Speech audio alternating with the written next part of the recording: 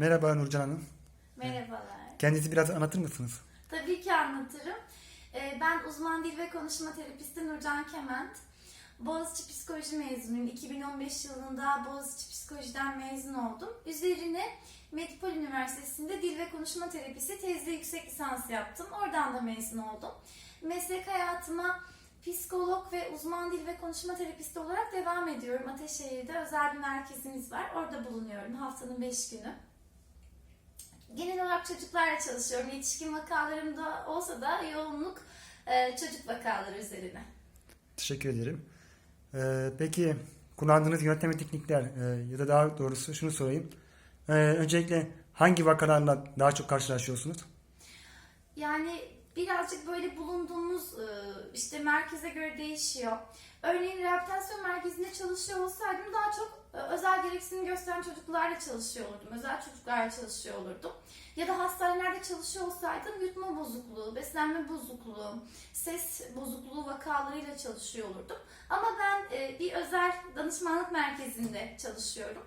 Buraya daha çok konuşma sesi bozukluğu vakaları, gecikmiş konuşma vakaları ve akıcılık bozuklukları vakaları, spesifik olarak da kekemelik, erken dönem çocuk kekemeliği vakaları geliyor. Evet, teşekkür ederim. Peki hangi yöntemleri kullanıyorsunuz yani? Daha doğrusu en çok hangi vakalarla hangi yöntemleri kullanıyorsunuz?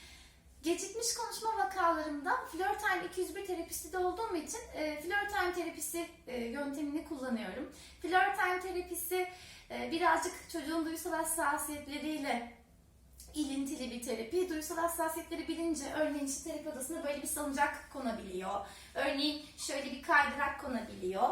Tabii ki bunlar varken de şu masada duran oyuncaklar çok da olmuyor Flörtime terapisinde. Çocuğun ihtiyaçlarına göre şekillenen bir terapi. Çocukla etkileşim temelli gidiyoruz ve çocuk merkezli bir terapi. Böylelikle çocukla etkileşim kurarak dil basamaklarını da geliştiriyoruz, ilerletiyoruz. Konuşma sesi bozukluğunda sesleri çalışma üzerine ilerliyoruz. Orada eğer sadece konuşma sesi bozukluğu vakası izole olarak o şekilde geliyorsa çocukla masa başında çalışabiliyoruz. Örneğin işte şurada şakacı korsanımız var. Şakacı korsanla böyle fıçımız var. Fıçımızın içine şakacı korsanımızı koyuyoruz. Ve işte kılıçlarımız var. Kılıçlarımızı takıyoruz. İşte ve şakacı korsanı koyuyoruz. Şakacı korsan zıplıyor. İşte eğlenceli oluyor birazcık. İşte örneğin çocuk kıl sesini çıkaramıyor. Tekniği çocuğa gösteriyorum nasıl çıkarılacağını. Fiziksel olarak gösteriyorum ve güzel çıkardıkça bir tane kılıç veriyorum ve takıyor, kazanıyor kılıcı. Ek olarak şöyle bir işte pizza kulesi var mesela ve şurada görüldüğü gibi diziyoruz. Her bir sesi güzel çıkardığında bir tane işte oyuncak veriyorum çocuğa ve pizza kulesine diziyor. Gecikmiş konuşma vakalarında yine birazcık böyle duysal hassasiyet üzerine gidiyorum. Örneğin şöyle bir kedi kitabı var. İşte dokunsal bir kitap. Dokunuyor çocuk, kediye bakıyor ve daha çok böyle tek sözcük düzeyinde konuşuyorum. Kedi, miyav diyorum. İşte açıyoruz kitabı beraber tekrar bakıyoruz. Şu ses onun çok hoşuna gidiyor. Biraz burada kalıyoruz.